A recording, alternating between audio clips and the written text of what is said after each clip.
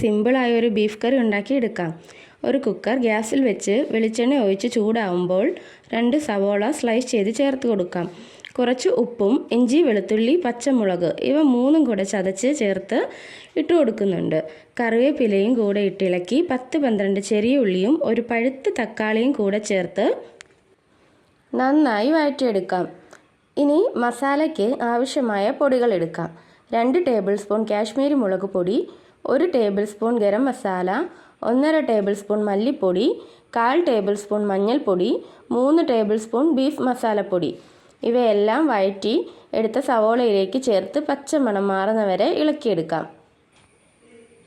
ഇതിലേക്ക് ക്ലീൻ ആക്കിയ 1/2 kilo beef ചേർത്തിളക്കി 1.5 glass വെള്ളവും പാകത്തിനുള്ള ഉപ്പും നോക്കി ഇളക്കിയതിന് ശേഷം ഞാൻ 1 സ്പൂൺ കൂടെ ഇട്ട് കൊടുത്ത് കുക്കർ അടച്ച് 7-8 വിസിൽ വരുന്നത് വരെ വെയിറ്റ് ചെയ്യാം.